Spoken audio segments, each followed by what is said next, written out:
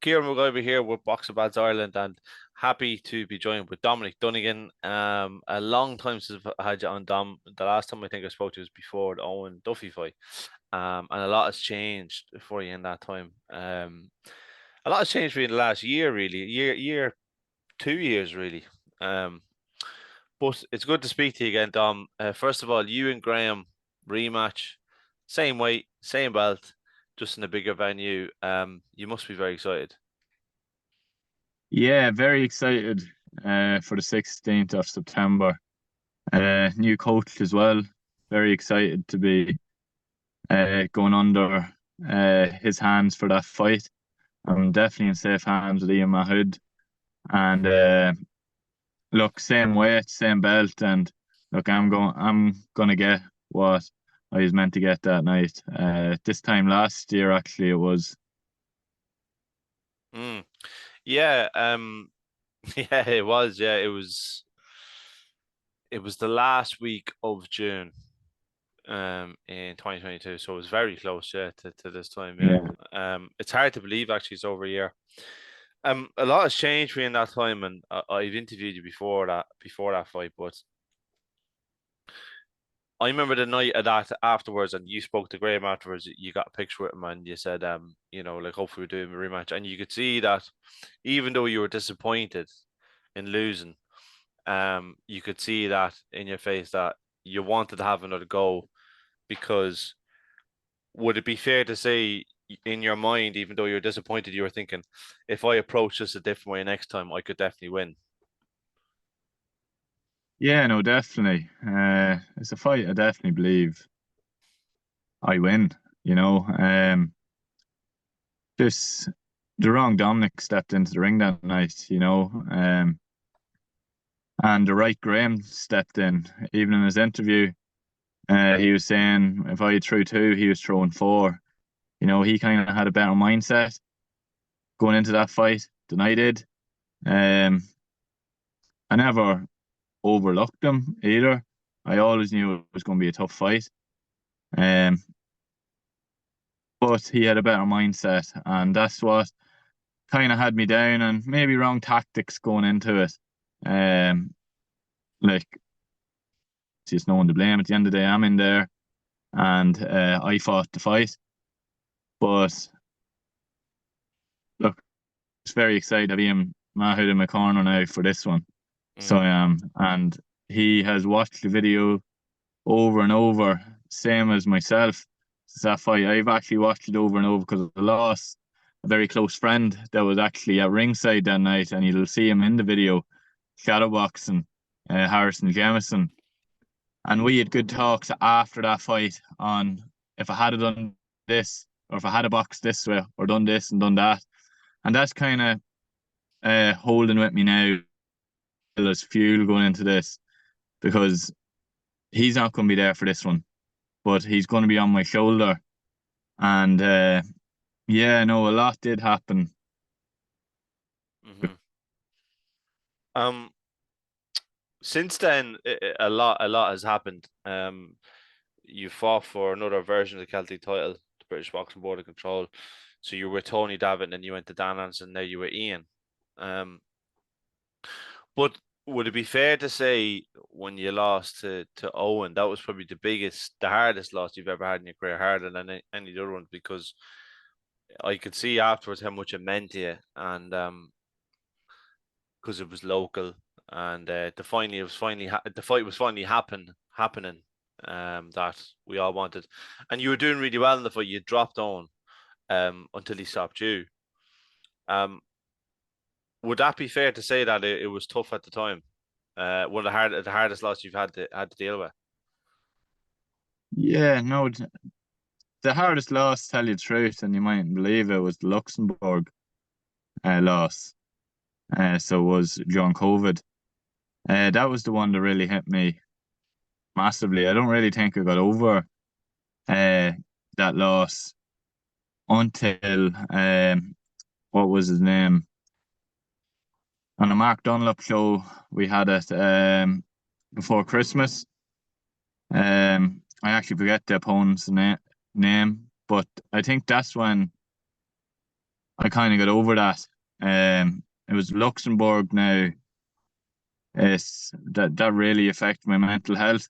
I made some decisions that I regret, and the Owen Duffy fight, yeah, it did hurt me. I kept going on about pride in that. But I was very happy with my performance, I think. And even hearing Eric Donovan in that fight that I'm on about, where I got a bit of confidence back, that he was saying that he even thought that I was winning the fight, which I knew myself I was winning that fight against Owen Duffy. So that fight, which everyone would think that hit me the most, it was the Luxembourg fight that would have hit me the most out of all my losses. After that owned up for it, do you remember the conversation I had with you over text, and it seemed, because you were down about it, you were considering retiring, and I was saying to you, like, an Irish domestic level, you're always only just one win away from getting right back in the pot for a belt or something like that. And I think you had taken some time away, and obviously spoke to people, and decided to come back. What was it that made you change your mind? Because right, I play football. I play Gaelic football, and our Gaelic team goes out every Saturday or Sunday, whatever it is. They don't win every game, you know. And do they go out the following week to play that game? Of course they do. Because that's the whole point of sport, of winning and losing, and how you kind of take it. Yes, I took the Owen fight. Oh, I'll never fight again. Can't put myself through that again. But look, there's been things that happened since that I'm very lucky that I'm fit to box again. I think one of the things was Harrison was actually meant to make his debut, and he was meant to make it that fight that I'm on about, and he's not able to do that. He's not able to make his debut, so I'm actually very lucky to be in the position that I can still box. I can still win my belts, and I most certainly am good enough to win a BY Celtic title and maybe push on for an Irish title. Like, I know my goals. You're not going to ever hear me in any of your interviews, Kieran, saying I'm going to be world champion. Not once. I know my level. I know how far I can go in this game. And I think one of our first interviews, I actually said that I believe I can be a BY Celtic champion and an Irish champion. And I'm not going to give up on them goals now. Even after my 5 defeats, yeah, I learned a lot from it. I learned a lot that some people will never face in their boxing career. I have losses. I got stopped. I got a draw. I got wins. I got stoppages. I faced a lot of things in my professional career already, and those things have made me a lot stronger. And I am very lucky that I'm able to do that, and some people can't. Yeah. And whatever, like, your record does show that regardless of a result that you have in Irish domestic boxing, whether it's a draw or a loss or stopped, it doesn't really mean anything, because once you've got the will and the desire to come back and try hunt your dream, there's a very much possible way for you to get back in the mix. The Since that fight, the Owen Duffy fight, you were with Dan Anderson, and then you fought Ben McGivern in Scotland, and that must have, even though you lost, like, you put up a good performance. It was quite a close decision. Like, after that, were you still thinking, look, that it was a 10 rounder as well? You must have been thinking, this is with in touch. This is me now. Like, I am good enough to win the Celtic title. Like, Yeah, like that fight at Ben McGivern, 95-96, if that had been on home ground, I believe I would have won 95-96. So I was obviously I would have been very happy if I had got the nod, but that was only a 1 point loss, that fight. There was nothing in it. If I'm sure you watched the fight, Kieran, in the last round, and nearly had him out of there. Like, and I think Mm. because of my slow start, probably cost me the fight. So it did. And would that be a fight I'd definitely want again? 100%. I'd want that fight again. I've actually been talking to Ben as well about that. That's something that I'd like to get back. All at the minute, Graham McCormack's in front of me, and I'm definitely not looking over him because he fought Fergus, fought Craig, and he shows a great account of himself every time he steps into that ring. So, and not a hope am I looking over Graham McCormack. How did the move go from Dan to Ian? Because I know Ian has a great stable there, but um, uh, uh, how did that come to light? Like, was it Ian's? Did you look at Ian's ability as a coach and think that you wanted to go there, or? No, after the Ben McGivern fight, Dan wasn't willing to train me anymore. He didn't know where I went from here, so he didn't. Because obviously, with my losses on my card and that, didn't know where I went from here. So I kind of got the boot from Dan, not because I didn't train, because I'm sure he'd tell anyone I'd always show up. I drove up from Cavan up to Belfast to train with him. It wasn't because I was lazy or that. Maybe he just didn't see anything in me and wasn't willing maybe to put in the time that maybe they had to be put in with me. So, look, me and Dan parted ways, and it wasn't under my terms. It was actually under his.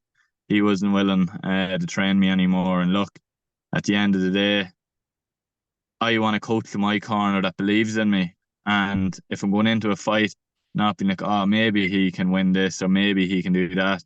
I want a coach that's going to go in 100% with me, knowing that I'm going to win a fight. So it's good that maybe he did part ways, because if he was having them thoughts in his head, he was never going to be 100% with me, you know. But look, I want to wish him all the luck. Best of luck with all his fighters. And look, I'm no doubt I'm going to cross paths with him again. But look, I just wish him all the best, and thanks for everything he's done for me as well. Ian Mahmood, what was the relationship like straight away when you went in? Um, the way I got in with Ian was when after my fight with Ben McGivern, obviously it didn't go well. That I basically got kicked out of dance, and that he didn't want to train me. That's the first time ever, the whole time boxing, that I was told maybe it wasn't good enough. So I took a few weeks off, and then I just texted Ian, my manager. I said, "Look, Ian, I want out." I said, "I don't have a trainer at the minute. I want out. I still think I have more to give," because that's when I went in on myself. I said, "Why am I giving up for someone telling me that maybe I'm not good enough, or that he doesn't know where I go from here?" Because I'm young, well able for it. And when you look at Michael Conlon and Katie Taylor losing, like, they're world level fighters, and I don't think they ever think of giving up. You know, people might be like, "Oh, where do they go from here?" But then when they decide to carry on, you don't hear people saying, "Why are they carrying on?" Like, I know Michael Conlon's goal is to be world champion, and I've no doubt he will. But my world champion's the BY Celtic title, and I wasn't touching distance 2 times to it, you know, and I'm getting a third chance now to lift the belt, and no one should be questioning me. Why am I still doing this, or why am I still in the game? And I done a lot of training myself. I went over to Spain, and Ian, my manager, knew that Ian Mahood was going over to Spain, and so I messaged Ian Mahood saying, "Look, he'd hardly jump in and do my corner." when I was over there, and Ian was very helpful. He said, "Yeah, no problem at all." And I went over there on my own, got a flight over, was very nervous, done my whole training myself. I was actually training in the kickboxing club. Got rounds with Keane McCabe, that's a very good kickboxer. And I went over there very, very nervous and met Ian and Rudy Farrell. And Ian got talking to me, I got talking to him. And in the back of my head, I really wanted to impress over in Spain because I wanted to be a part of his stable. And we got talking, we got on well. And I went in and got the fight, and I won the fight, won it easy enough. And after that, I asked Ian, and Ian was more than happy for me to ask. So he actually wanted me as well to go up and train with him, and I was delighted. So it was because I know how good a coach he is, and even the words that he was giving me in between rounds, like then I knew, God, like why didn't I go to him a lot longer? Because I was making a lot sooner, because I was making drive to Belfast, and his club's only 10 minutes away from where I was going to in Belfast. And from Spain, we just and we have two fights. We have the one in Spain, and then I was there three weeks ago, and I'm progressing the whole time, and he's getting something out of me that no one got out of me since maybe Jonathan Loons. You were flying with Jonathan at the start, and then obviously, like you said, COVID happened and you lost, and it's obviously, like you said, it was a confidence thing more than anything. Um, is it fair to say now that you're with Ian that you're starting to gain all of this confidence back that you had back when you were 5-0? Yeah, no, it's definitely coming. It's 100% is coming.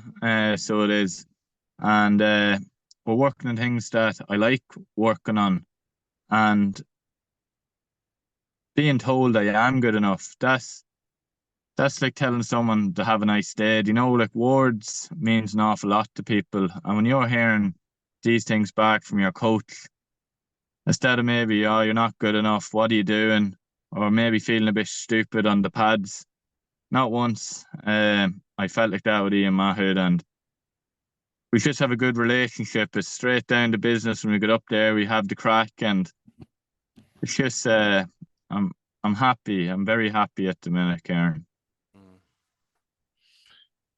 Mm. What in particular would you say that Dick Ian's strong points with you outside of what he's in terms of encouragement?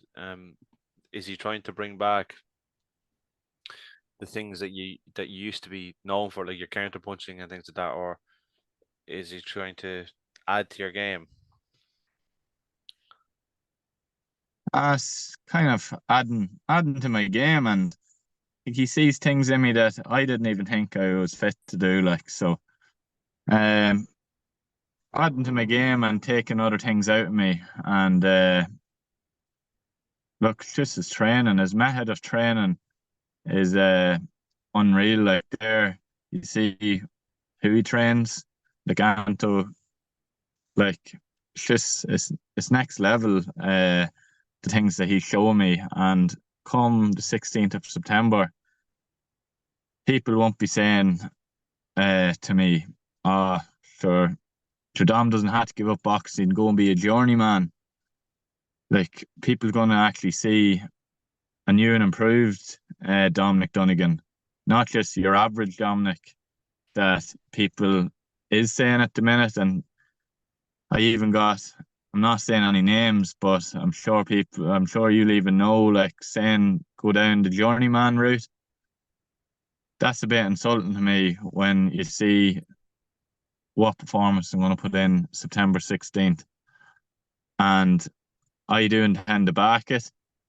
And the people that said that to me to go down the journeyman route, look, I obviously people are entitled to their opinions. But when you didn't box before that, you don't really have an opinion when it comes to boxing when you didn't box before, Kieran. So no one has the right to tell me go down the journeyman route, only myself. That's why I'm going to say to you now, you versus Graham, I can't imagine it took very long for you to say yes to that. Oh, that's the fight I wanted, and people's on about dangling carrots. Win this and we fight for an Irish title against Fergus Quinn. I think that's someone that's maybe trying to protect his record, Fergus Quinn. He's looking maybe for the easy option. The easy option maybe being me because there's 5 defeats on my record. Another easy option maybe Graham because he beat Graham as well. But then you hear the likes of Emmett Brennan saying he could go down to middleweight. And I think Emmett Brennan and Fergus Quinn did fight before in the Yeah, seniors. Like, yeah, it yeah. makes sense to Emmett Brennan to go down to that weight to fight Fergus Quinn for the Irish title instead of him maybe picking a fight with Kevin Cronin and Craig McCarthy, because there is options there, and fair play to Kevin and Craig for accepting the fight, but I can't really say the same for the likes of um, Fergus Quinn, Emmett Brennan, and another one that I do take my hat off to is Paddy Donovan. He threw out there to fight Kieran Malloy. Like, that's another easy fight made. But these lads are looking for the easier option. Maybe it's me, maybe it's Graham, maybe it's Dave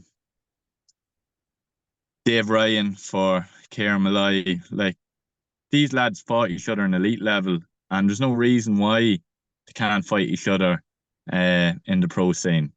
It's going to give everyone the Irish boxing scene a massive night, and maybe these lads mightn't like me saying this because, like, who's he to say this? But a lot of people aren't going to speak out and say it. Them fights are there, so why not make them instead of maybe looking for an easier option, likes myself and Graham, or the likes of Kevin and Craig. Fight these elite lads that fought in the seniors. One great thing about that night is that there's going to be domestic fights, Kevin and Craig, which is building up nicely, and then obviously you and Graham, even though there's not like massive beef between two of you, have always been linked together, and obviously you have fought. You're going to fight again.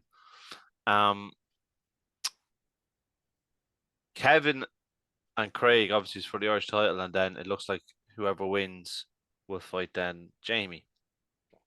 Do you feel like if you and Graham have a very, very good fight like the first one, maybe it might happen where the two years have the trilogy for an Irish title, like Kevin and Jamie? Yeah, no, definitely. Look, as I said, I have to win the 16th of September.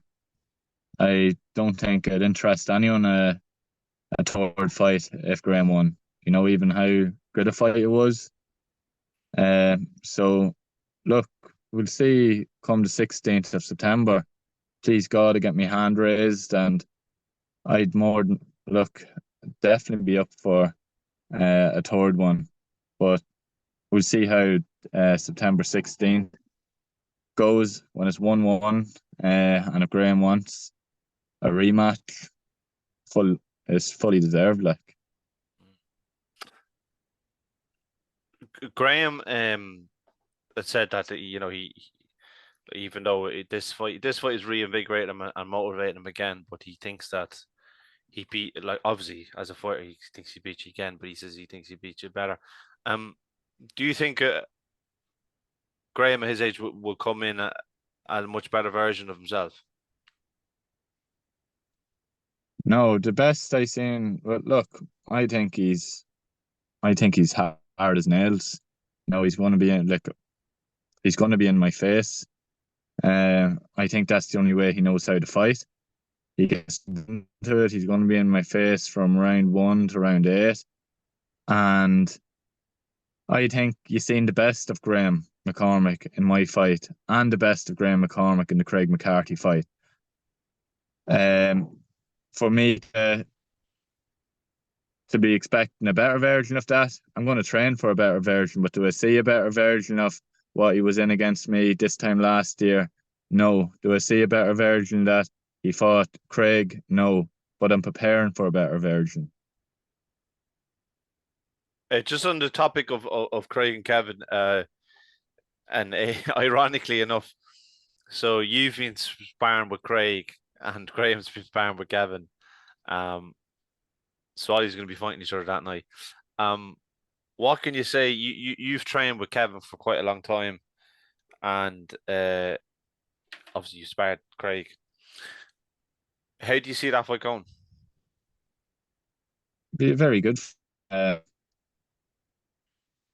Look, it's been a while since I sparred Kevin. So I don't really know. Like, I seen his fight with Jamie Morrissey. They were two crackers, like. And then I sparred Craig, and look, he's a lot better than he is in his videos. Like, when he's in front of you, he's a big man. He's a hard hitter. So that fight is same as me and Graham. It's a 50-50 fight, and look, I'm very excited for both of them because one of them's going to be crowned Irish champion. But for me to call a winner, I couldn't call a winner because I never sparred Kevin in nearly 3 years. So for me to just watch him on telly, I can't really say because you can judge someone by being on the telly. Oh, he really improved, but you have to kind of be in the ring with them to give an honest answer. So from sparring Craig, he's a lot better than he is in his videos. So he has a big man presence in front, and he's strong as well.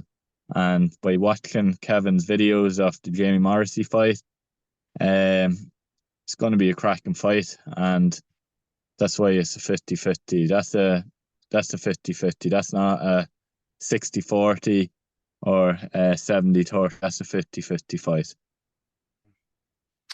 The press conference on Monday. You looking forward to it? I can't imagine to be too many words exchanged between you and Graham. You used to probably be the quietest rivalry there. Yeah, look, I get on well with Graham now since that last fight. Just come fight night, wouldn't take his head off, but and I'm sure he's going to take my head off come fight night. But the build up, there's no need for any beef. You're not going to get that from me from this one, and I'm sure I'm not going to get it from him. The fight's sold, and the people that actually watched our last fight or was there knows what to expect. So I don't this time, and there was a bit of bad blood last time, but there'll be bad blood in the ring when that bell goes because I want something that, and same goes for him. But look, I respect him for taking the fight, and I'm sure he respects me for taking it.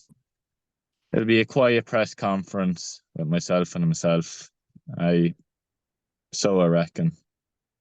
So it won't be like that sketch in Rocky, no. No, that's I didn't think I didn't think you were going to throw that one up again, and I seen it, but it's a good one now, so it is. I Yeah, tell you, it never it gets got a lot of old. people laughing. It never gets old. Like it's some of my like literally before I put up one night just for the crack, and I literally my phone was hopping during the night. Like I had to turn it off. Um, Yeah, but sorry. yeah, it's a good one. The last thing I was gonna say. So since Stephen Sharp and Leonard walked away from boxing, and you've been with Ian this whole time, and through Ian Cochran, and through these losses that you've had since fighting Graham, Ben McGivern, you lost to Owen Duffy, and getting back in these positions where you're fighting for titles again. Like obviously Ian has stayed by you, stood by you this whole time. Would you say he was probably one of the most important pillars in you staying in boxing and continuing boxing through all the trainers and the losses and stuff? Look, I have a good relationship with Ian, so do, and uh, look, I want to fight, and he wants fighters that wants to fight. So, um, and he got that from me when he signed me after the Graham fight. He knew that I wasn't going to be one of them people that says, "Oh, sure, I'll fight him," and then not. He knew what he was getting with me, and any fight that I want or any time I want out, he gets me that. So, I have a lot of respect for Ian, and I know this is a hard fight for him. So it is, and look, it's two stable mates against each other. There's going to be a winner, there's going to be a loser. But look, it's a credit to him for getting it made on such a massive bill in the ODS. Like so, no, Ian's a good guy, and look, he'd be one of the reasons why I'm still in the game, because if he didn't get me the fights, sure I wouldn't be able to get fights myself, or I'd have to go down the journeyman route. And that's something that I'm not going down, even though people might look at me as an easy option. But let them. Right. Well, really appreciate your time, Dominic. I won't make the press conference myself on Monday. As life is. Unfortunately, I don't get paid to do this, So, Yeah. yeah, but I am really looking forward to the weigh-ins and fight night. So yeah, it's just nice to have a show like this back, just the right amount of people in it. So yeah, it should be a great night, and I look forward to speaking to you ahead of it. No, thank you very much, and I just want to give a massive shout out to Jack Cook. He's been doing all my media, all my promo videos, and that. So give him a wee follow on Instagram. He's unreal, so he is. And just a massive thanks to him, and a massive thanks to all my sponsors as well. And also thanks to you as well, Karen, for taking time out to give me this interview. Yeah, no problem. No problem at all. All right, thanks very much, Dominic, and No I'll see you worries. soon. Take it easy.